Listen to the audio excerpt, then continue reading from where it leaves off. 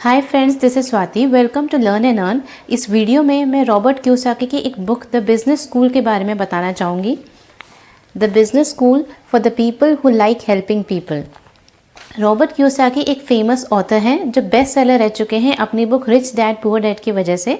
उन्होंने financial freedom पे series of books लिखी है। सो चलते हैं बिजनेस स्कूल के बारे में और जानते हैं। There is a lady name Susan जो ऑथर को लेटर लिखती है। वो ये बताती है कि उसके हस्बैंड बहुत इंस्पायर्ड हैं ऑथर से, but he is a part of a pyramid scheme company जो health related product sale out करती है। वो ऑथर से उनकी एडवाइस मांगती है। उसके कुछ कंसर्न्स हैं, जैसे कि उसका हस्बैंड कोई दूसरी ऑर्गेनाइजेशन, कोई दूसरा नेम बिल्ड कर रहा है जहाँ उसके हार्ड वर्क का इतना अच्छा रिजल्ट नहीं मिल रहा है। उसको ऑलमोस्ट अ ईयर हो चुका है, बट वहाँ से ज़्यादा उसको पैसे नहीं मिले हैं and she thinks it is a waste of time. उसे लगता है उसके हस्बैंड को खुद की ऑर्गेनाइजेशन बिल्ड करनी चाहिए rather than being a part of network marketing business. So यहाँ पे इस लेटर के रेफरेंस में ऑथर ने ये बुक लिखी है, जिसका लेसन नंबर 1 हम यहाँ कवर करेंगे, जिसका टाइटल है what makes the rich rich. अमीर इंसान को और अमीर क्या बनाता है। यहाँ पे ऑथर ने खुद की लाइफ का रेफरेंस दिया है। वो जब यंग थे, 15 ईयर्स के थे, तो अपने रिच डैड को पूछते थे कि हमें स्कूल में पैसों के बारे में, मनी के बारे में क्यों नहीं बताया जाता। ऑथर के टीचर्स हमेशा कहते थे कि आप अच्छे ग्रेड्स लेके आओ तो आगे जाके आपको सिक्योर जॉब मिलेगी। एंड देखा जाए तो सब लोगों को यही चाहिए। सब लोगों को एक सेफ एंड सिक्योर जॉब चाहिए ताकि उनका फ्यूचर फाइनेंशियली सिक्योर हो सके। बट ऑथर को ऐसा नहीं चाहिए था। उनको एम्प्लॉय नहीं बनना था, उनको किसी और के लिए काम नहीं करना था। जिन्होंने रिच डैड पुअर डैड नहीं पढ़ी, उनके लिए बताया गया है कि रिच डैड ऑथर के बेस्ट फ्रेंड के फादर थे एंड पुअर डैड ऑथर के रियल फादर थे। ऑथर के पुअर डैड, जो कि एक हाईली एजुकेटेड गवर्नमेंट एम्प्लॉय थे, उनके पास हर महीने के एंड में पैसे ख़त्म हो जाते थे। सेम थिंग हुई उनके लाइफ के एंड में। एंड ऑथर के रिच डैड, जिनके पास ज़्यादा फॉर्मल एजुकेशन नहीं थी, वो स्टेट के वेल्थिएस्ट लोगों में से एक हुआ करते थे। ऑथर ने अपने रिच डैड से फाइनेंशियल ट्रेनिंग ली from the age of 9 to the age of 38, जिस कारण वो 47 की एज तक फ्री हो गए, रिटायर हो गए एंड फाइनेंशियली फ्री हो गए। अगर वो अपने पुअर डैड के सुनते तो शायद 65 की एज में रिटायर होते एंड मे बी आगे भी उनको काम करना पड़ता। बट उन्होंने हमेशा अपने रिच डैड की सुनी। उनके रिच डैड बोलते थे, अगर आपको रिच होना है तो बिजनेस ओनर एंड इन्वेस्टर होना पड़ेगा। यहाँ पे थॉमस एडिसन का एग्जाम्पल दिया गया है। जब ऑथर स्कूल में थे तो उन्हें एडिसन के इन्वेंशंस के बारे में बताया गया। तो रिच डैड ने उन्हें बताया कि एडिसन कैसे रिच एंड फेमस हुए। एडिसन से पहले भी काफ़ी लोग थे जो लाइट बल्ब इन्वेंट कर चुके थे, बट वो बल्ब ज़्यादा देर तक नहीं चलते थे। प्लस उन इन्वेंटर्स को उस बल्ब की कमर्शियल वैल्यू बतानी नहीं आई। Edison was the first person जिसने एक यूज़फुल लाइट बल्ब बनाया, प्लस उन्हें उस बल्ब को बिजनेस में कन्वर्ट करना आता था।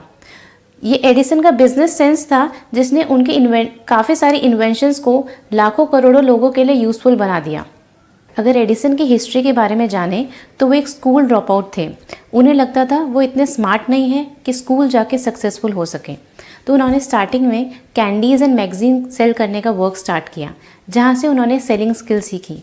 उसके बाद उन्होंने खुद के न्यूज़पेपर प्रिंट करवाए, जिस कारण वो एम्प्लॉय से बिजनेस ओनर कैटेगरी में आए।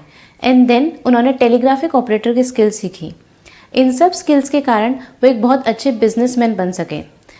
एडिसन काफ़ी सारी कंपनीज़ के फाउंडर हैं, जिनमें से एक है जनरल इलेक्ट्रिक।